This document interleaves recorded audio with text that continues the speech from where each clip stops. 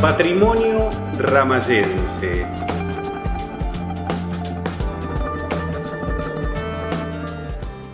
¿Qué tal? Bienvenidos a una nueva edición de Patrimonio Ramayense. Este ciclo de entrevista que tenemos a través del canal de YouTube Patrimonio Ramayense. El agradecimiento antes de presentar a este querido amigo invitado, agradecer a las instituciones y empresas que hacen posible estas ediciones, gracias a la Municipalidad de Ramallo a través de la gestión del intendente Mauro Poletti, gracias a Guardería Náutica Ramallo, muchas gracias al grupo Pentamat, gracias a Racán Camiones y gracias a Pampero también que nos proporciona la pilcha. Muchísimas gracias a la gente de Pampero y a todas las empresas e instituciones que dicen presentes para llevar adelante estos productos a través de YouTube. Darle la bienvenida a este amigo que ya estuvimos en Patrimonio Ramayense, pero que hoy vamos a hablar de otros temas. Quizás los vamos también a tocar, pero ahora vamos a aclarar todo. Jorgito Núñez, bienvenido nuevamente a Patrimonio Ramayense. Muchas gracias, es un privilegio estar junto a vos. Y bueno, para lo que sea. Claro, porque la idea, yo no lo sabía, y bueno, me enteré hace muy poco tiempo, de Perpetuando Tiempos. Es algo realmente muy interesante el hecho de escribir un libro, de ponerse a escribir un libro, de editarlo. Es algo que tendríamos que hacer todos en algún momento, porque también debe ser hasta algo sanador, ¿no? El hecho de poner sobre las páginas de un libro vivencias, en este caso cosas reales que han pasado, no solamente a vos, sino también a tu familia. Y lo que quería era charlar un rato contigo precisamente por esto, ¿no? Sí, uno busca vivencias, más que nada. Y creo que lo conseguí. Después, la calidad... Sí, claro. El tema es que al leer el libro, el lector pueda insertarse en ese mundo tuyo, ¿no? Es lo que busca el escritor y la posibilidad te la da una vez que gente que lo leyó, te dice, me gustó tal, sí, claro. Lo leyó de verdad, ¿no? Sí. No es que... Claro. Y la idea de escribir la tenés desde siempre, porque vamos a ser claros, y lo decíamos al comienzo, estuviste en un Patrimonio Ramayense hablando sobre algo ya que entró en la historia musical de Ramallo, que tiene que ver con tu participación en la música con Grupo Ero. Eso es una parte de tu vida muy importante. Pero digo, ¿el tema de escribir siempre lo tuviste en cuenta? Yo había escrito algo y lo tenía guardado, como hacen muchos. Sí. Tal vez pueda ser tu caso. Sí. De escribir para el cajón. Sí, para dejarlo ahí. Sí. Y estaba ahí, y siempre no avanzaba. Bueno. ¿Qué hiciste? A ver, porque hasta puede ser un consejo también, una sugerencia. La posibilidad me la da un amigo que tuvimos en común, Ricardo Mendoza. Ricardito, me emociona cuando me lo... Ricardo, en su programa Alas de Amor, el cual te tuvo, recuerdo que vos estabas muy ocupado en un emprendimiento y venías un ratito y no te podías ir porque él sacaba un libro y un apasionado, claro. Un apasionado el hombre. Y te mostraba lo que era, ¿no? Sí. Mientras arreglaba zapatos también. Sí. Bueno, yo... hablando con él un día me dice, ¿por qué no escribís? Y vos tenés mucho para contar. Y bueno, escribí algo y se lo llevaba. Está bien, como viendo un poco la aprobación de él o no, de eso. Lo bueno de Ricardo fue que nunca quitó una coma a lo que ni agregó. Claro. Y así surge. ¿Cuántos años hace? ¿10, 15 años? Sí. Un poco más. Yo lo que hacía era acompañar a la delegación de Ramallo Cultural a distintos encuentros. Yo estaba haciendo memoria en el gobierno que estuvo César Costoya en Cultura. Sí, César, sí, claro. Ricardo llevó una delegación de 40 personas. Les dieron colectivos. ¿A dónde? A Rosario, Santa Fe, no voy a saber precisar. Pero llevaba músicos, cantantes, bailarines. Toda una expresión cultural del partido de Ramallo. Y bueno, yo era testigo en los encuentros. los encuentros son un lugar donde vos captás mucho. Sí. Yo iba con mi cámara de foto, me ponía en el lado de adelante, me gustaba ver las reacciones de la gente.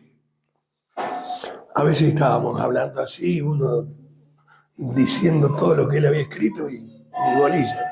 Pero en un momento había un epa, y yo me dedicaba a eso. Después cuando yo me decido, que él me da decir, la aprobación. El ok, claro. Tenía 2 o 3 trabajos. Comencé con aquel frío día de julio, que es el accidente, donde a mí me marca, porque de ahí en adelante uno no sabía qué hubiera pasado si el accidente no sucedía, ¿no? Entonces empecé con ese, llegaba porque era algo que además de tener una historia... El accidente que tuviste vos en la fábrica Somisa en los 90, principios de los 90. 91. 91. Te marcó para un accidente terrible. Para todo te marcan, porque hasta ahí vos venías con una proyección y tuviste que cambiar el vuelo. Bueno, entonces en un encuentro, eso que eran muchos en ese entonces, leo esto que yo relaté de mi accidente, ¿no? Y en un momento dado me quebré. Fue un golpe no buscado para el que estaba presenciando, sí, pero que sirvió. Sirvió, claro. Y después, bueno, buscar a mi abuelo, mi viejo. Mi viejo era, bueno, como todos los viejos, el ídolo. Y cuántas cosas que uno no le dijo antes. Y que lo puede plasmar ahora. Claro. Por eso te digo que es sanador también. Claro que sí. Decime una cosa, con relación a tu padre formó parte también de la historia musical de Ramallo. Él formaba parte en una banda, en una orquesta. Sí, él estaba con el maestro Sica. Claro. Se llamaba Los Caballeros del Tango. Sí, señor. Y en ese entonces había 2 programas que se llamaban, mejor dicho, un programa que pasaba por 2 radios que se llamaba Por la Ruta Argentina. Sí, que lo decís en el libro. Radio Mitre, sí. Radio Porteña, que hoy es Continental. Correcto. Y tenían muy buen nivel. Muy buena audiencia, aparte también. Sí, la orquesta, Los Caballeros del Tango, tenía buen nivel. Ajá. Y le sirvió para, bueno, más allá de la satisfacción personal, eso de insertarse más quiero recordar que él vivía en Castro, Gobernador Castro. Sí, sí. Porque él trabajaba en el correo. Claro, primero vivía en el correo. Correcto. Vivía en Castro. Vivía en Castro. Sí. El jefe de correo era el papá, mi abuelo. Tu abuelo, claro. Para estudiar música él hacía lo que decía antes 5 leguas, desde Castro a Espinillo. Y ahí estaba el profesor. Ahí estaba el profesor. A Espinillo, mirá vos. A veces lo hacía por las vías, a veces por la tierra. Sí, lo manifestaba también, está muy bueno. Él tenía un oído impresionante. Bueno, como nos pasó a todos los estudiantes de música, vos querés agarrar el instrumento. No querés lo primero que es el solfeo. Eso es la base. Claro, La base sería esa, pero vos querés quemar etapas, llegar. Sí. No solo de la teoría, el solfeo, la división sí. de las notas. Bueno. Sirve muchísimo. Más que nada. Claro. Y él salteó esa parte. Ajá. Y de grande él escribía música, leía música porque era un guerrero. Todo ese tiempo que perdió en su juventud lo recuperó. Correcto. Nosotros teníamos en él una persona que nos criticaba y nos guiaba en los primeros ensayos de grupo. Había una cortina que por ahí se movía, él era que estaba o con el grabador o diciendo esto no va. ¿Y qué vos le ibas a decir que esto no es así? Y bueno, él tuvo esa gran posibilidad, los grandes bailes de antes. Estuvo en toda la zona tocando, ¿no? Sí, vos sabés que... ¿Cómo fue? ¿Te recordás quiénes eran los que formaban parte? Sí. Los Reyes del Tango se llamaban. Los Caballeros del Tango. Los Caballeros del Tango. Estaba el maestro Sica en violín, Rudecindo Chapari en contrabajo, estuvo Vittorio Jessy en piano, estuvo Galuzzi en piano, él en bandoneón, estaba Gaido, estuvo hasta nuestro querido Mojarracino también. Héctor Mojarracino, claro. Y la particularidad de ese que vos te ibas, no había el sonido ese, sonido de aire directo. ¿Y tu padre qué tocaba? Bandoneón. Bandoneón, qué lindo. Vos sabés que era toda una odisea. Don Rudecindo tenía un camión volcador, levantaban la caja, sí. Entre varios agarraban el piano, lo subían, lo llevaban al lugar del baile, ahí se baja. Bueno, eso era... Sí, porque ¿sabés qué? Yo tengo información de eso, porque en un momento dialogamos con Héctor Sino y me contó de esa formación. Y me hablaba de tu padre también. O sea, que estamos hablando de hace 60, 70 años atrás, que son las primeras formaciones musicales del Ramallo, ¿no? Sí, eso y los hermanos Chapari que hacían lo que nosotros le llamamos el característico. Claro, tradicional y característico.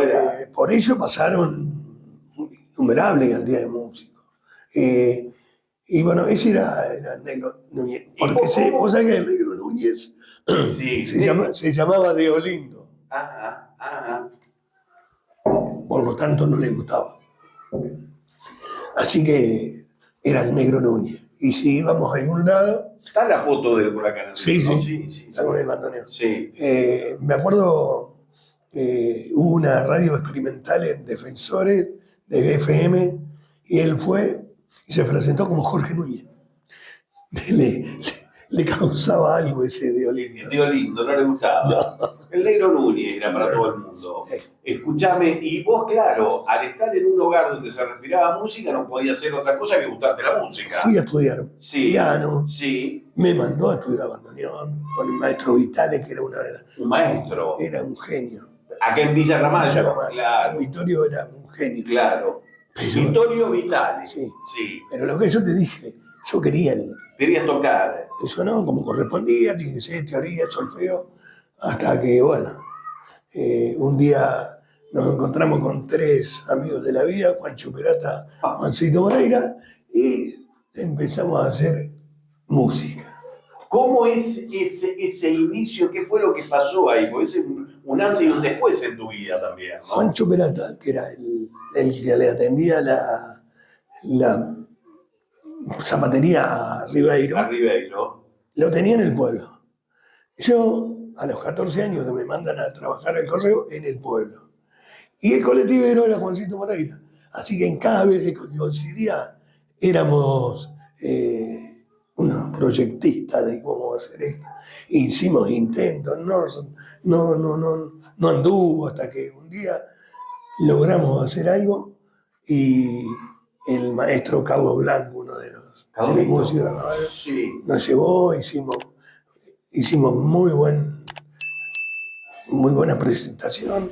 Y un día los celos profesionales, porque había puesto en un cartel con la dirección de Carlos Blanco. ¿Y quién te dijo? Empezó una discusión. Entonces él sigue con los Reyes del Ritmo. Nosotros vamos a los mapas, encontramos, había un río de Colombia que se llamaba Guayabero. Guayabero, sí. Entonces nos llamamos los de Guayabero. Los de Guayabero, así. Y después termina como Grupo Ero. Claro, porque en Ramallo llegó un músico muy importante, René Torre, que nos marcó a todos. Sí. Mirá, uno de los músicos tenía el papá venta de instrumentos, así que no fiaban. Y bueno, ahí surge hasta pasaron los 50 y pico de años. La primera formación de Grupo Ero, ¿quiénes eran? Juan Carlos Moreira, Ramón García, sí. Juancho Perata, Juancito Moreira y yo. Y a eso se suma Cacalo Gorostiza, que fue el primer cantante, ¿Qué? porque hacíamos instrumental. Hacían instrumental. El primero que canta en Grupo Ero fue Ricardo. Y bueno, en un momento dado vamos a grabar un CD, era San Nicolás, estaba Audiset. Un disco de vinilo. No, eso fue en el 70. Me estaba salteando una parte. En el año 70 fuimos Eso me lo contaste. a Buenos Aires y sí, vos tenés que hacer un... Sí, un vinilo. Era el demo de antes, pero era un vinilo. Correcto. Que después se terminó rompiendo. Sí. En la segunda, del Pelado Marinelli, Audiset, teníamos que meter por lo menos 2 temas, uno por banda. Metimos uno de Ricardo Zapata, que era muy lindo. Y yo había hecho en el teclado una canción, pero le faltaba música. Y empecé a escribir. Yo digo, no puede ser que haya escrito eso. Hoy, con la evidencia de un libro, no pude escribir esa burrada. Bueno, pero era el momento, ¿no? Quizás haya sido eso uno del lanzamiento del escritor Jorge Núñez. Yo tenía en el cajón, como te dije, estoy buscando en ayer los pasos perdidos de hoy. Y no arrancaba. Creo que lo tengo ahí en el libro. Y bueno, después... graban después. Sí, se graba y pasa todo un tiempo porque hay que decir que Grupo Ero era un grupo que, como varios en la zona, no solamente tocaban en Ramallo, andaban por todos lados. Todos los fines de semana tenían fecha. Y a veces el fin de semana completo. ¿Y hacían una moneda? ¿Hacían plata? Sí, y no importaba. Claro, lo importante era tocar. Para los televidentes tuyos, en el Correo de Ramallo estaba el famoso Gordo Apes. Lo trasladan a Lima, y en Lima él se genera así un movimiento, y yo les voy a presentar un grupo y ya íbamos a tocar a Lima. Claro, mirá vos. Y un día nos llama y dice, tenés que tocar el domingo. No, pero tenemos compromiso acá. No sé, vení, toca una hora y te vas. En Lima. Por la ruta 9 vieja. Kilómetro 7. 100, perdón. Claro, sí, el kilómetro 100. Y bueno, eso fue lo que generó en todas esas generaciones de ver. Con Mirta hicimos varios. Sí, cuando estaban en el túnel. Claro, cuando se cumplieron ¿cuántos años? Defensores se hizo eso. Eso eran los 40. Claro. Antes sí. Con Mirta habíamos hecho. Y vos mirabas el escenario de los Andes, un lugar hermoso, todas parejas paradas, una lagrimita. Y bueno, le dice al otro, ¿por qué no bailás? Baila en cualquier momento, esto no sé si lo vuelvo a ver. Claro, mirá que lindo. O sea que pasaba... Mirá que sí, entraba el corazón, es cierto. Y bueno, después viene lo de la escritura, los encuentros... Quiero ir a un hecho en particular que a vos también te marcó y que has hecho un trabajo enorme juntamente con otras personas, que fue todo el trabajo de Crecer con Todo, sí, ¿no? Sí. Le dedicás un escrito a Bombón también, un personaje entrañable nuestro. Y también tengo de Crecer, donde te pega un poco lo que yo le cuento. ¿Cómo nace lo de Crecer con Todo? Y Cristina Benedetti impulsó, en algún momento decidió separarse de nosotros, y bueno, todas esas vivencias fueron tratadas en esto, ¿no? Los encuentros, tanto Rosario, Buenos Aires, Santa Fe, era para traerte cosas. Claro. Nos invita un señor, Reyes, de apellido, Daniel Reyes, tenía un programa de radio, de cultura, un nivel. Fuimos con Sandra Rey, con Pirola, que después te voy a contar algo. Encontramos allá Ramallo, el Negro Castillo, un amigo íntimo del Negro Castillo, que quería comunicarse con Pelusa. Hubo un intercambio de trabajo, Sandra había presentado un trabajo hermoso. Y él dice, vamos a editar, me dio todas las posibilidades. nos pasábamos presupuesto. Lamentablemente no lo tenemos más. Y cuando vos editabas, tenías el lugar en la Feria del Libro. Coincide justo con la presentación de Sinceramente. Claro. ¿Te imaginás lo que era la rural en ese entonces? Estaba todo lo de Cristina dando vueltas. Bueno, puse varias fotos en Facebook donde estoy en mi stand. Y bueno, ese fue el impulso y vi la foto que me has mandado. tuvimos una posibilidad, que lo hicimos con Ricardo también, él su libro y yo el mío, era labrando nostalgias y algo más. El que nos contactó también fue en un encuentro, leyó varios cuentos y después me dije cuenta porque era especialista en cuentos. Nos dio la mitad de los libros y desapareció, no dio nunca más nada. Y bueno, en este traté de volcar algunos de los trabajos de él. Y bueno, sí, bueno. La historia de Bombón es muy atrapante también. Claro, porque uno lo recuerda de chiquito. ¿Cómo aparece Bombón acá? La mamá Esto es interesante eso. La mamá venía a pedir a la puerta del banco. Ah. Desplegaba una frazada. ¿De dónde eran ellos? Villa Constitución. Ah. Desplegaba una frazada y tenía mamadera, porque tenía otro hermano, Bombón. Y ahí ella, una monedita, se habían hecho amigos de una familia de La Laguna y él comenzó a venir. En Santa Fe no lo dejaban andar en la calle y él con sus radios, sus baldes, sí. Un trapo sucio, ¿cómo hizo para dejar el auto?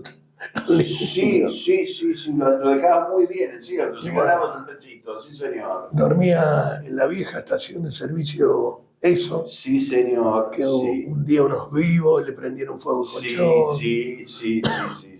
Y bueno, él logró que nosotros le diéramos un lugarcito. Era mucho de hablar solo.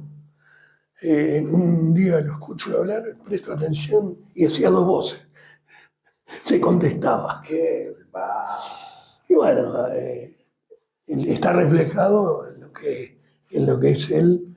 Hoy sigue lavando autos, pero dentro del hospital, porque está en el hogar. En el hogar, en el hospital. Entonces los médicos, las enfermeras, le dan para que él haga lo que le gusta.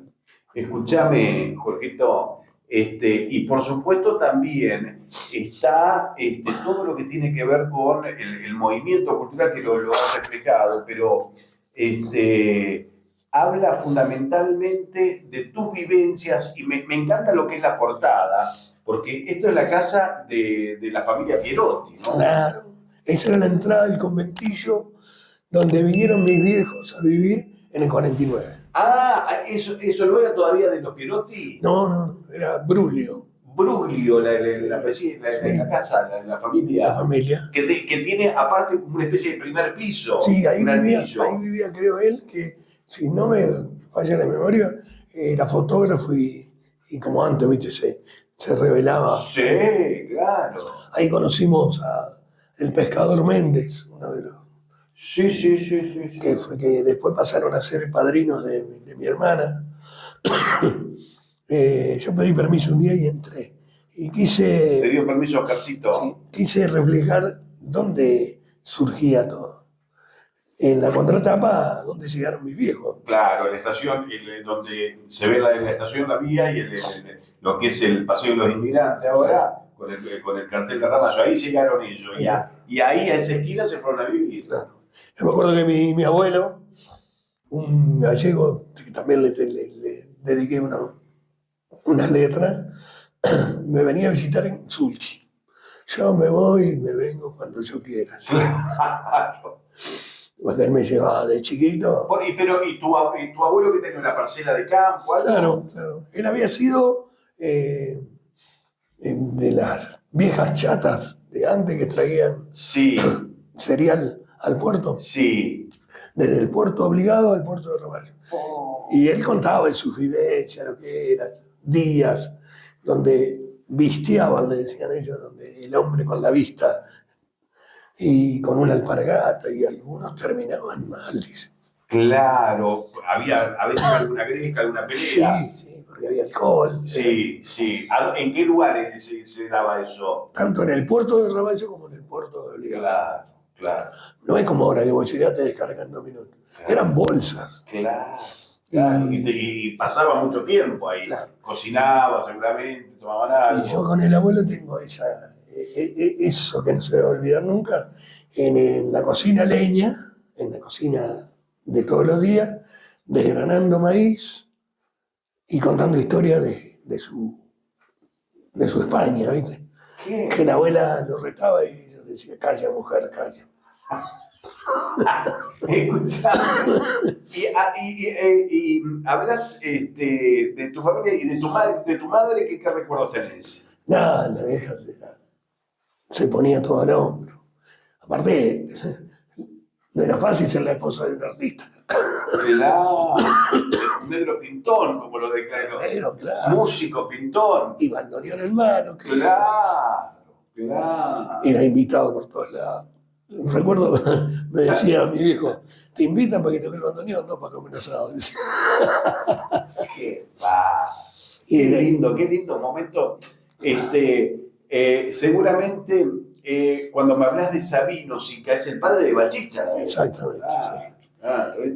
Era toda una camada, era impresionante la cantidad de gente que se dedicaba a la música en el momento. Y mi mamá, por el tema del trabajo de papi y de su actividad musical, era la que estaba al frente. Claro. Por ahí volaba una regla de esa de costurero. Sí. Tenía una destreza para eso. Claro. Y murió a los 80 años. Me dijo con todos los cuentos de su época, las travesuras que hacían. Tenía razón, Ricardo, mira si tengo para contar de eso.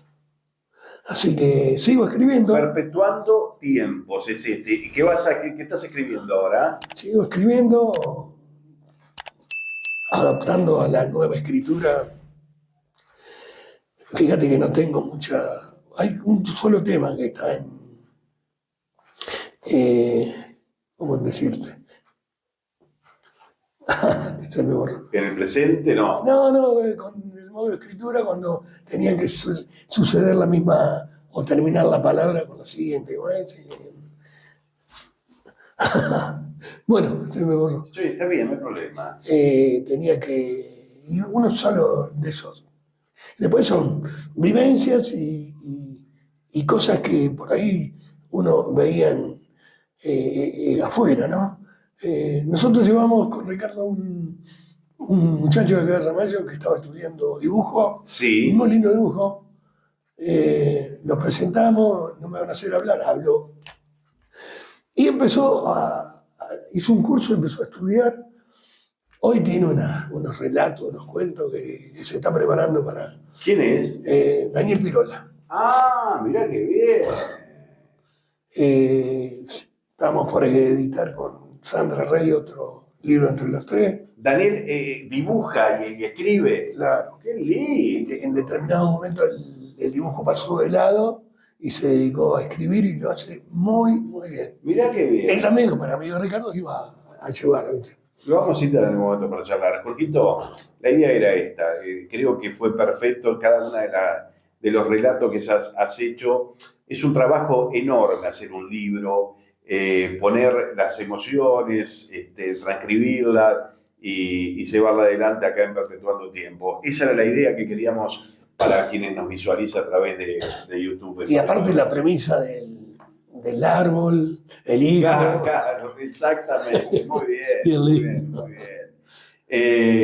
Gracias por la nota y bueno, a seguir escribiendo.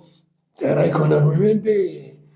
Muchas personas a través de tu canal tienen la posibilidad de decir, estoy haciendo esto. Exactamente. Y bueno. Esa es Esa es la idea, como hicimos en su momento con Grupo Héroe y todo. Esa es la idea. Lo que queríamos era dejar plasmado esto. Gracias, Jorge. Gracias a usted.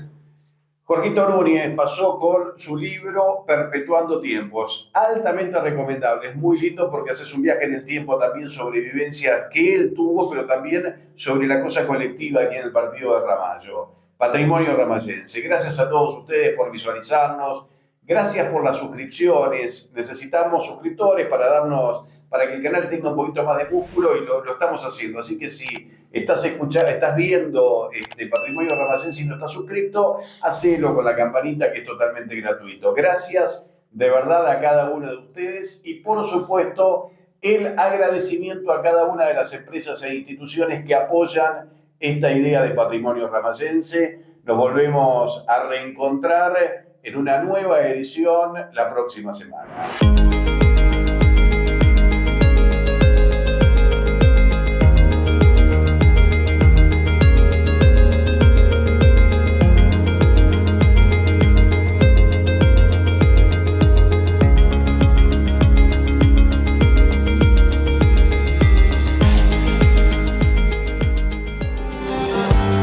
Patrimonio Ramayense.